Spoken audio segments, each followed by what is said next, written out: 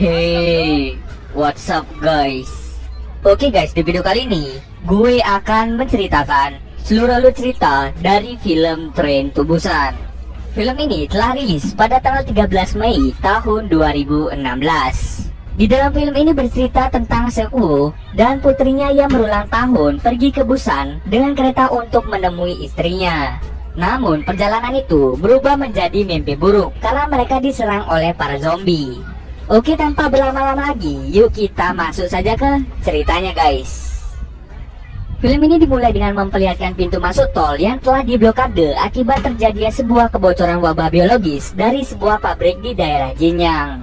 Para petugas berkata bahwa itu hanya kebocoran kecil, jadi masyarakat sipil tidak perlu takut. Daerah yang terkena wabah biologis telah dikarantina oleh pemerintah dan Menteri Kesehatan agar wabah tersebut tidak menyebar kemana-mana. Setiap kendaraan yang lewat akan disemprotkan dengan cairan khusus. Tak lama setelah itu terdapat mobil pickup yang masuk ke daerah Jinyang dan secara tidak sengaja menabrak seekor rusa yang melintas. Supir itu pun turun untuk mengecek hewan yang tadi ditabrak. Tahu kalau rusa itu sudah tewas, pada akhirnya supir itu langsung pergi dari sana. Tak lama setelah supir itu pergi, tiba-tiba rusa tersebut bangun dengan mata yang sudah berubah menjadi putih. Sedikit informasi bahwa rusa itu sudah berubah menjadi zombie akibat kebocoran wabah. Kemudian scene berganti pada seorang pekerja kantoran bernama Seok-woo. Seok-woo adalah seorang pria pekerja keras dan memiliki sifat egois. Sifat egoisnya tersebut membuat sang istri muak dan lebih memilih untuk pisah rumah dengan Seok-woo. Kini Seok-woo tinggal bersama ibunya dan anaknya yang bernama Suan. Dirinya selalu saja sibuk dengan pekerjaannya, sehingga hal tersebut membuatnya jarang menghabiskan waktu bersama dengan anaknya. Hubungan Seok-woo dengan anaknya sendiri bisa dibilang tidak dekat. Kemudian Suan meminta Seok-woo untuk mengantarnya ke rumah ibunya di Busan karena besok bertepatan hari ulang tahunnya. Dirinya sangat-sangat ingin merayakan hari ulang tahunnya bersama dengan ayah dan ibunya. Keesokan harinya, mereka berdua pun pergi ke Busan dengan menggunakan kereta KTX 101 di stasiun Seoul. Di saat mereka semua sudah berada di kereta, tiba-tiba saja seorang wanita dengan gelagat aneh masuk pada kereta tersebut dan langsung bersembunyi di salah satu kamar mandi. Orang ini telah terinfeksi dan sebentar lagi akan berubah menjadi zombie. Pasti banyak pertanyaan dari kalian, kenapa virusnya bisa menyebar di daerah Seoul, padahal wilayah Jinyang sudah dikarantina lebih awal? Jawabannya adalah dari rusa yang ada di awal cerita tadi. Rusa itulah yang telah menyebarkan virus tersebut ke berbagai daerah dengan cara menggigit para warga. Oke, balik lagi ke cerita. Saat Suan sedang duduk santai, dirinya melihat salah satu karyawan stasiun kereta telah diserang dengan cara yang aneh. Ia pun ingin memberitahu pada Seok-woo, tapi saat itu Seok-woo sedang tertidur. Karena Suan ingin ke kamar mandi, ia pun segera pergi ke toilet tanpa memberitahu ayahnya. Saat Suan ingin ke toilet, petugas kereta api menemukan penumpang gelap seorang tunawisma yang sedang bersembunyi di toilet. Tunawisma ini kita sebut saja sebagai Tono. Tono terus bergumam bahwa semua orang akan segera mati. Karena toilet itu dijadikan tempat bersembunyi oleh Tono, Suan pun pergi mencari toilet yang lain. Saat ia menemukan toilet yang lain, lagi-lagi toilet itu dijaga oleh pria bernama Sang-woo yang sedang menunggu istrinya bernama Song-kyung. Pada akhirnya Suan mencari toilet yang letaknya lumayan jauh dari tempat duduknya. Sementara itu, Seok-woo tiba-tiba terbangun dan menyadari bahwa Suan tidak ada di sampingnya. Tak lama setelah itu, Seok-woo ditelepon oleh salah satu karyawannya yang berkata bahwa terjadi penyerangan yang aneh di sekitar Seoul. Terlihat di TV menyiarkan bahwa terdapat penyerangan besar-besaran yang membuat semua warga panik. Di lain sisi, wanita yang sudah terinfeksi mulai berubah menjadi zombie dan menyerang semua orang yang ada di kereta. Semua orang panik dan berlarian ke sana kemari untuk menyelamatkan diri mereka sendiri. Saat itu, Seok-woo sedang mencari putrinya di setiap toilet. Lalu, ia melihat dengan matanya sendiri bahwa para zombie menyerang manusia yang ada di depannya. Suan yang ternyata ada di belakang ayahnya langsung memanggilnya untuk segera pergi dari gerbong ini. Setelah mereka berhasil ke gerbong yang aman, terjadi sedikit cekcok antara Sang-woo dengan Seok-woo karena sebelumnya Seok-woo dengan sengaja menutup pintu gerbong di saat Sang-woo dan Song-kyung ingin masuk ke dalam gerbong yang aman. Hal itu dilakukan oleh Seok-woo karena dirinya diprovokasi oleh penumpang lain. Setelah kejadian mengerikan itu, semua orang yang ada di gerbong kebingungan dengan makhluk apa yang mereka hadapi. Tak lama setelah itu, Songwoo mendapatkan telepon dari ibunya, yang ternyata ibunya telah terinfeksi dan akan berubah menjadi zombie. Kemudian masinis mengumumkan bahwa mereka tidak akan berhenti di stasiun Chonan karena situasi yang tidak memungkinkan. Tetapi salah satu penumpang bernama Yeonsuk tetap bersikeras untuk berhenti di stasiun Chonan. Seluruh media kini menyoroti pandemi zombie yang telah menyebar ke seluruh wilayah Korea Selatan. Kemudian masinis mengumumkan bahwa mereka akan berhenti di stasiun Daejeon karena mereka semua akan diamankan oleh pihak militer yang berjaga di sana. Tak lama setelah itu, Songwoo menelpon temannya yang bernama Letnan Min untuk menanyakan apakah stasiun Daejeon masih aman. Letnan Min menjawab bahwa setelah sampai di sana mereka akan dikarantina. Karena Songwoo ini membawa Suan, ia pun meminta tolong kepadanya untuk mengamankan mereka berdua dan menjanjikan imbalan kepadanya. Letnan Min menerima tawaran tersebut dan menyuruh Songwoo untuk menunggu di bagian timur stasiun. Setelah sampai di stasiun, Yeonsuk yang merupakan kepala perusahaan Stallion Express menemui masinis dan memberitahu bahwa kota Daejeon telah dikarantina. Yeonsuk pun meminta mereka untuk pergi ke Busan karena rutenya belum ditutup.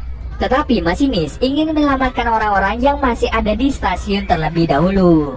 Di sisi lain, setelah penumpang turun dari kereta, mereka pun segera masuk ke dalam stasiun untuk segera diamankan. Tetapi mereka melihat seluruh tentara yang berjaga telah berubah menjadi zombie. Keadaan pun menjadi tambah parah dan kacau balau. Putrinya hampir saja tergigit zombie. Untung saja di sana Sangwa berhasil menyelamatkannya. Songkyung membawa Suan kembali ke kereta, sedangkan Sangwa dan Sokwoo berpisah dari yang lainnya karena mereka berusaha menutup pintu agar zombie tidak mengikuti mereka. Namun hal tersebut tidak berhasil karena pintu kacanya tiba-tiba pecah.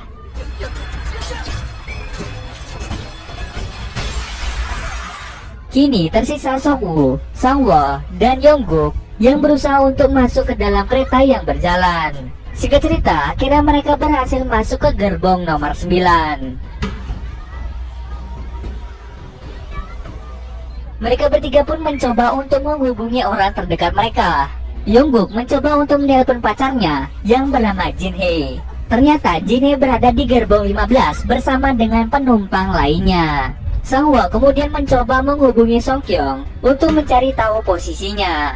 Ternyata Songkyung berada di dalam gerbong 13 yang berisi banyak zombie bersama dengan Suan, Nenek Ingil, dan Tono.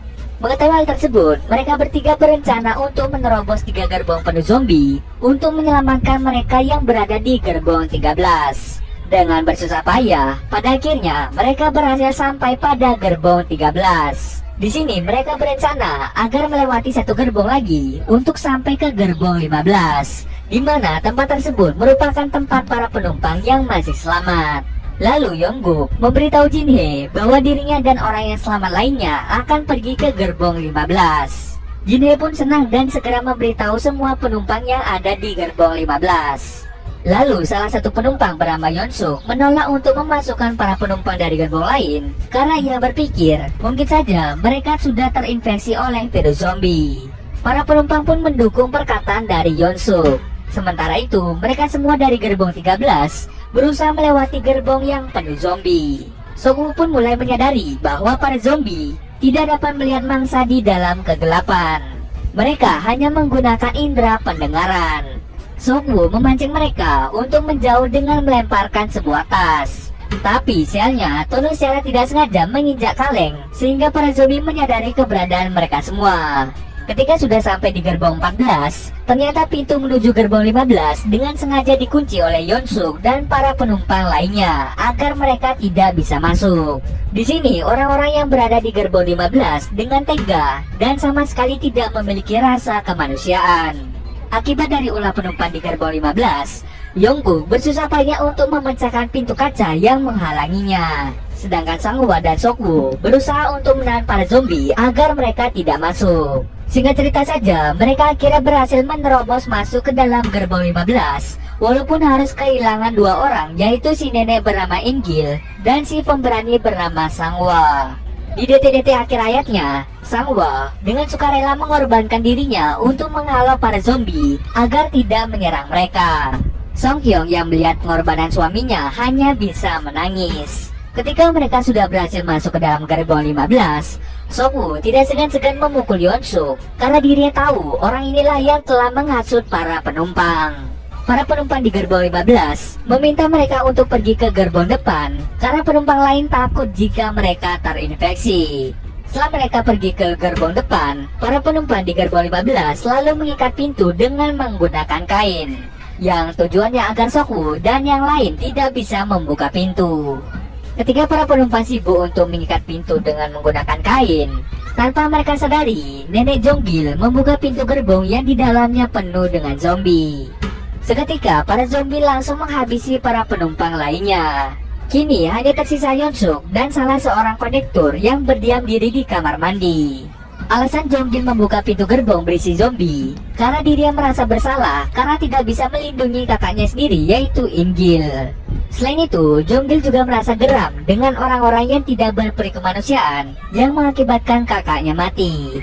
Itulah alasan kenapa Jonggil dengan sengaja membuka pintu yang terhubung dengan banyaknya zombie. Sementara itu, mereka yang berada di gerbong depan hanya bisa menyaksikan karma yang menimpa para penumpang di gerbong 15.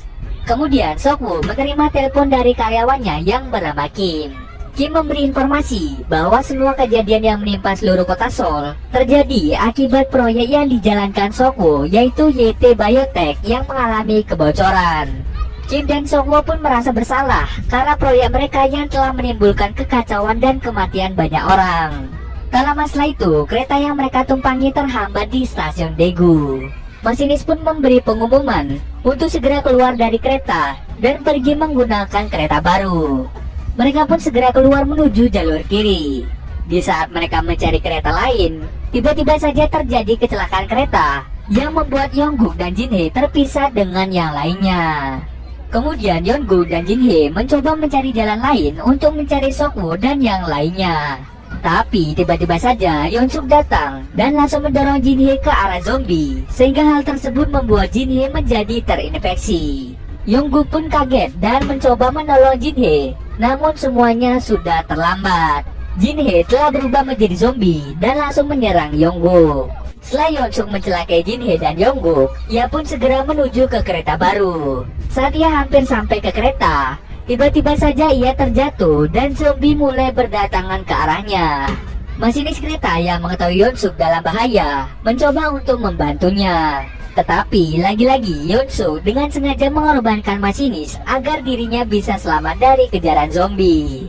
Sementara itu, Song Woo, Suan, Song Kyung, dan Tono hampir tertimpa kereta yang penuh dengan zombie.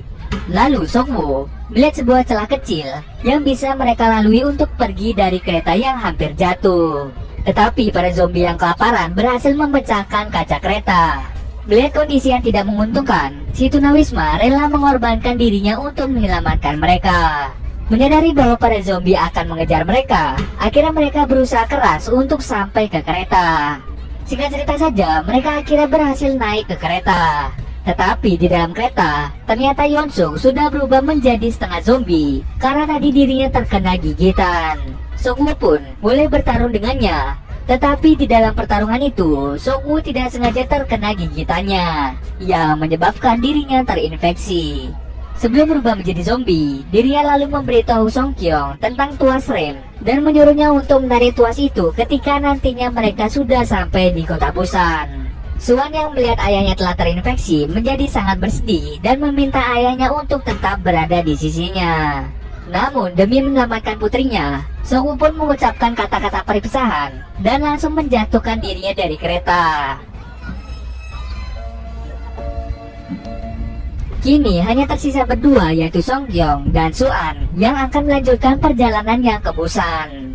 Mereka berhenti di sebuah terowongan yang gelap dan berjalan menuju wilayah perbatasan Busan. Di perbatasan, terdapat beberapa tentara yang sedang menjaga agar zombie tidak bisa masuk. Awalnya para tentara mengira bahwa mereka adalah zombie. Untung saja Suan bernyanyi untuk menghormati pengorbanan ayahnya dan orang-orang yang telah menyelamatkan mereka berdua. Akhirnya para tentara menyadari bahwa mereka adalah manusia dan langsung membawanya ke tempat yang lebih aman. Dan cerita pun selesai. Oke, mungkin segitu dulu alur cerita film kali ini. Kalau kalian ada yang mau request film atau mereview sebuah film, silahkan komen aja di bawah guys.